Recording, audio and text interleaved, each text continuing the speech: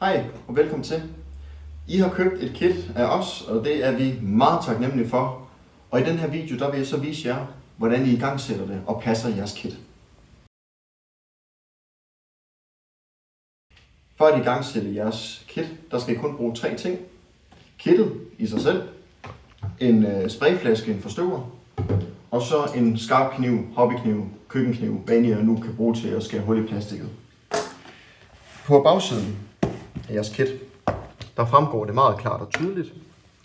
Fjerner låge, skær et X i plastikket, og så spray med vand 2-4 gange dagligt.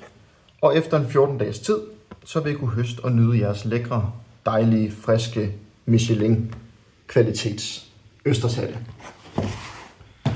Så, uden at fedte mere rundt i det, så vil jeg bare demonstrere, hvordan og hvorledes at I skal gøre. På forsiden af kittet, selvom det kan være lidt svært at se, så er der en perforering, en låge rundt omkring her. Og der her i midten, i toppen, der kan du lige trykke ind. Sådan der. Og så tage fat der. Og så kan lågen simpelthen lige så let blive revet af. Det inde bagved her, I ser, det er jo så selve posen, der indeholder substratet med mycelium. I det her tilfælde den lyserøde østershat.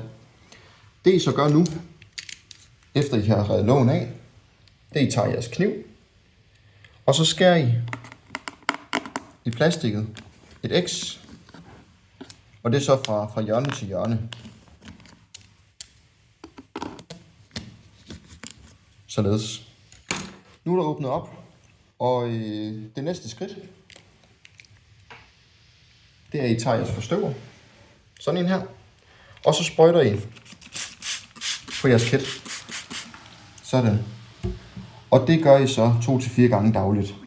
Så snart I har gjort de få ting, så er jeres kit faktisk allerede nu i gang med at producere svampene. Det tager selvfølgelig lige en uges tid, før I begynder at se det, der hedder pinning. Det er de helt små babysvampe, der begynder at komme ud. Og fra det punkt, så er det så en uge frem, cirka frem til høst. Og i løbet af hele processen, fra I åbner til I høster, der sprøjter 2-4 gange dagligt. Svampene de er 80% vand, så det er vigtigt, at man holder fugtigheden op. Undgå at stille kittet i direkte sollys og i træk. Det kan tørre kittet ud, og det skal I for alt i verden undgå. Det kan være en fordel, når I opbevarer jeres kit, så have det ude ved jeres køkkenvask.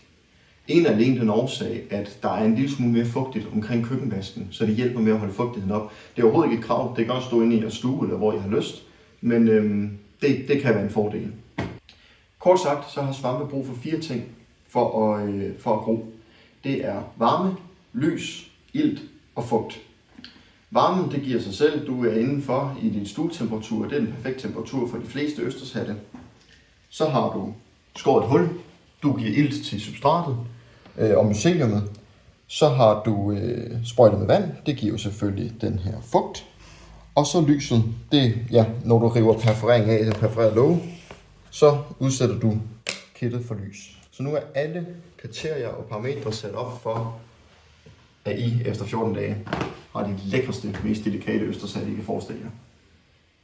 Så er der ikke andet at sige en god fornøjelse og god høst, og tusind tak fordi I så med. Gå gerne ind og følg os på Facebook og Instagram og eventuelt her på YouTube. Og så ses vi bare næste gang. Så hej igen.